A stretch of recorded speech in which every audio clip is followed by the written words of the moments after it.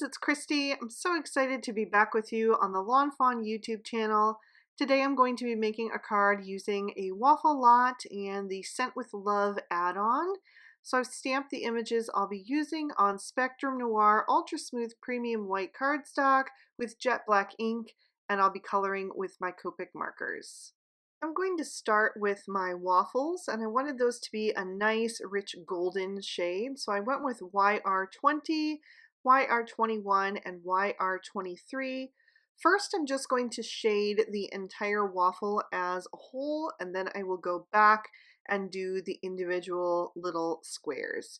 So I'm using that YR23 to add a little bit of shadow on both of my waffles and also on the waffle crumbs that are off to the right, and then blending out with the YR21, and then using the YR20 for a nice highlight at the top. Then I'm going to add in E55 to this combo and start adding a little shading down in the bottom left corner of each of those little squares to make them look extra toasty. Also adding a little extra shadow into the corners makes those little squares look recessed as they would be on a traditional Belgian waffle. So once I have the E55 laid in, I'm blending that out with the YR23, and then I will go in with the YR21, and then I'm going to leave any little bit of space that remains in that top right corner for an extra little bit of highlight from that original layer of color. I'm going to do the same thing for the second waffle, just so they look the same. So it's definitely an extra step to color in each of the individual squares, but I think it's totally worth it because it really brings those waffles to life. I happen to love Belgian waffles. My boys actually got me a Belgian waffle maker for Christmas a couple years ago, and we like to pull it out on special occasions and have a nice big family breakfast. We're big on brunch in our family, so anytime that we are all off and having a celebration, it's the perfect time to make Belgian waffles. Next, I'm going to work on my strawberries, and I'm going to use some pinky red shades. I'm using R22, R24, and R29, starting with a little of that R29, then blending out with the R24, and then I'll use the R22 for the highlight. I also included a few of the chocolate covered strawberries from the Scent with Love add-on. We also really love chocolate covered strawberries in our family, and I thought it would tie in nicely with where I'm going with these images, so you'll see that in just a minute. But I'm going to do the strawberry caps. I'm going to use YG11 and YG17 for those. I'm just using the two shades on those since they are quite small. So I just started with the YG17 and then I'm blending with the YG11. Then for my blueberries, I'm going to use some dusty blue tones. I think those work really well for blueberries. So I grabbed B95, B97, and B99. And I'm using the B99 first for a little bit of shadow, blending out with the B97. And then I started blending out with the B95, but it wasn't quite light enough for me. So I decided to switch out the B95 for the B93 and just finish off my blueberries with that. Gave me a little extra highlight, which I really liked on those blueberries. So in our family, our favorite way to eat Belgian waffles is with fresh berries, usually strawberries, blueberries, sometimes raspberries, depending, and Nutella. So that's why I decided to do the chocolate brown shades for what would normally be the syrup in these images. And I'm actually going to turn it into Nutella that we just spread right over the waffles, and then we add our berries on top. So for that, I'm using E44, E47, and E49 because I really wanted those rich dark shades so it really looks like chocolate. So I started with the E49 for the shadows and then blended out with the E47 and then I'll use that E44 for a highlight, and I'm going to do the chocolate on my chocolate covered strawberries with the same shades just to tie in the whole concept together. And I think that looks really fun and definitely delicious. And then I will trim out these images with their matching dies. So the next thing I want to create is a plate to put all of my breakfast items on. So I'm taking one of the stitched circle stackables and one of the circle stackables and taping those into place on one sheet of white cardstock, running those through my die cutting machine. I made sure that the stitched circle was just slightly larger than the non-stitched circle. So those are going to come together to form my plate.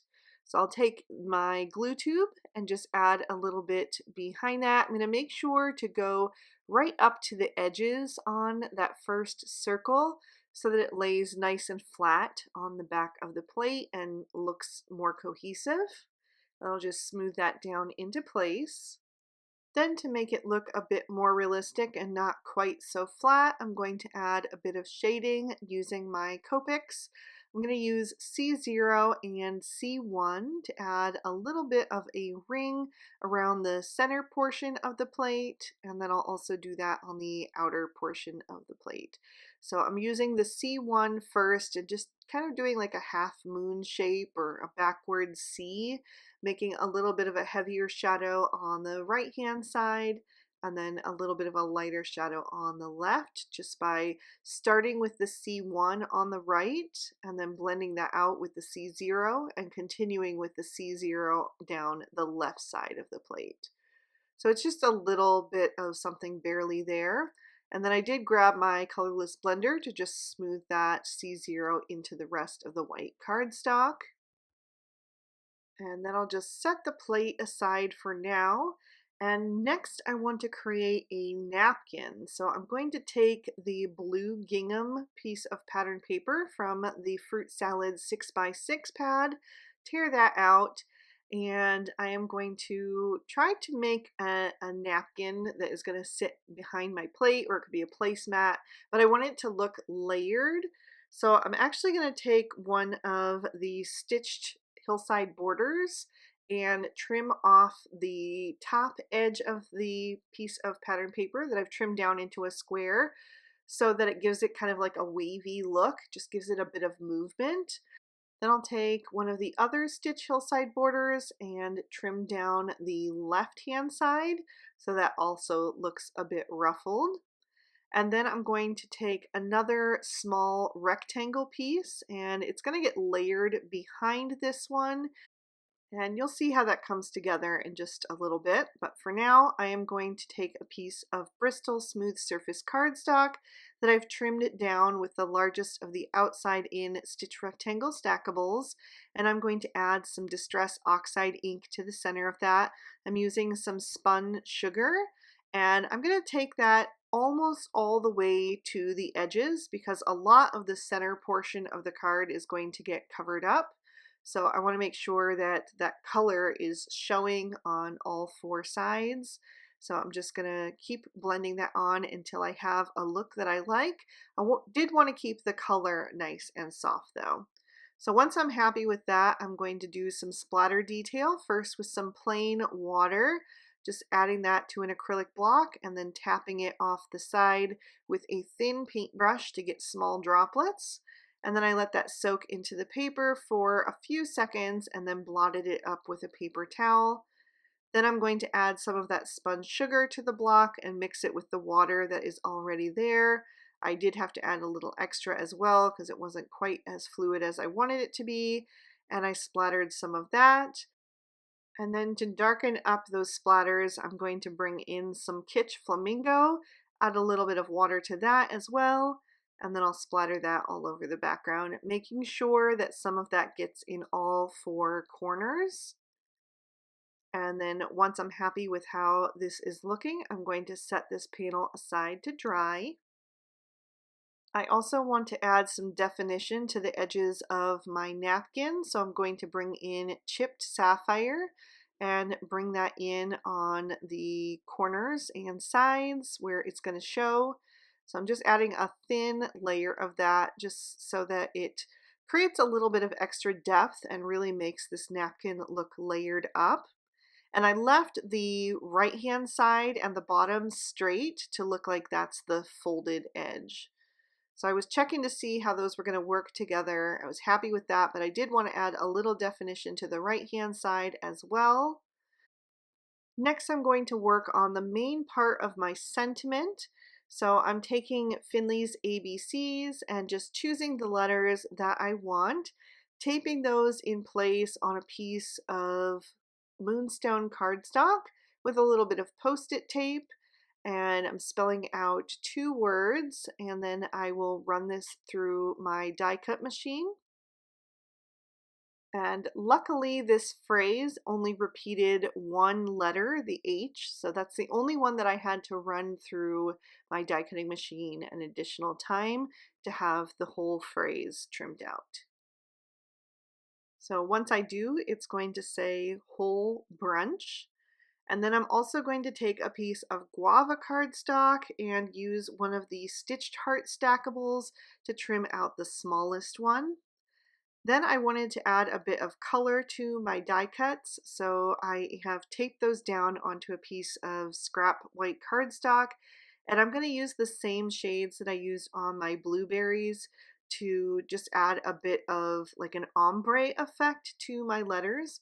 I started with the B99 down at the bottom, and then I'm blending up with the B97. And just having the letters all taped down in a row like this makes it really nice and quick and easy to do rather than having to color each individual letter and hold it down one by one. So then I brought in B95 and I'm just bringing that up even further. And then I'm actually going to skip over the B93 and go straight to the B91 because I wanted this to kind of fade into that Moonstone cardstock. So I'm just going to take that up so that about half of the letter is colored with Copics, maybe slightly more than half, I guess, but the top part is still just the plain cardstock. Then I'm going to bring in the heart and give that the same treatment using some of the colors that I used on my strawberries. This time I started with the R24 though, and then blended out with the R22, and then I'll add a little bit of R21 to kind of just soften it into the guava cardstock. For the rest of my sentiment, I'm going to pop the rest of that Moonstone cardstock scrap into my MISTI, and I am going to stamp in Forget-Me-Not ink, and I'm actually going to mask off part of my sentiment from a waffle lot. It says, "I like you a waffle lot," and I am masking off the end part of that phrase with a little bit of post-it tape, stamping it down twice so it's nice and bold. And then I will pop my card base in my MISTI so that I can stamp on the inside. I'm using Ballet Slippers cardstock and bubblegum ink. And I'm stamping out the waffle that has the bite out of it, plus the crumbs and a strawberry, and the sentiment that says, "You're waffly cute," which I love a good pun, so this one's right up my alley. So now that I have all of my elements together, I'm ready to start assembling. I'm going to take my background piece and glue that to the front of my card base, making sure I have the same amount of that Ballet Slippers cardstock showing on all 4 sides. And then I'm going to glue that extra piece of that gingham pattern paper to the main piece so that it looks like a folded napkin. And then I can glue that to my card front. And then I have taken the plate and added some foam tape to the back of that. So I'm going to peel off those release papers and pop that up on the center of the napkin. But once I had that down, I realized that I did not leave myself enough room for my sentiment down at the bottom. So I did immediately pull that back up, and thankfully I didn't tear too much, just a little bit of that bristol cardstock, but that's fine. I'm going to cover it right back up. I'm just going to shift everything up just slightly. So the napkin will go a little bit high of center, and then I'll put the plate back down in the center once again. And then I can bring in my images and my letters and also the rest of my sentiment, which I trimmed down with one of the everyday sentiment banners. I used the smallest one. So I'm going to add that to the top of the card with some foam tape and then use my Cutter Bee Teflon coated scissors to trim off any excess. Then I'll add the heart right underneath the plate in the center of the lower section. And then I will start adding in my sentiment. So I'm using my EK Success reverse tweezers to add those letters. And at first I skipped the O because I wasn't sure if I was going to add it or just use the heart as the O in the word whole. But the heart was a little bit larger than the letters, and so I ultimately decided that I did want to have the O in there. I just decided to layer it right on top of the heart. And then I will spell out the rest of that word right next to it. Got a little bit too much glue there under that L, but I just dabbed it up with my finger while it was still wet and was able to remove that. So once I have that word on there, I can start with the bottom word, and because it is one letter longer, I wanted to make sure that I would have that spaced out correctly. So I laid out the letters so I would have a general idea of where they were going, and then I could start to glue those down as well. And I worked my way back to front, starting with the H and then ending with the B. So I'm adding those letters down at the very bottom, kind of using that stitching detail from that panel as a guideline and lining them up right on top of that.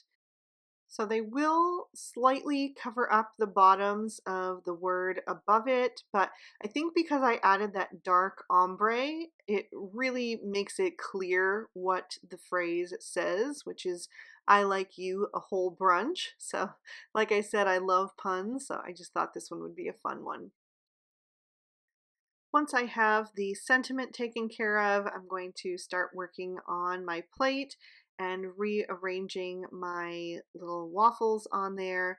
I wanted to have them just slightly overlapping in the center, so I glued down the one with the bite out of it first toward the top right hand side, and then the whole waffle is going to go toward the bottom left.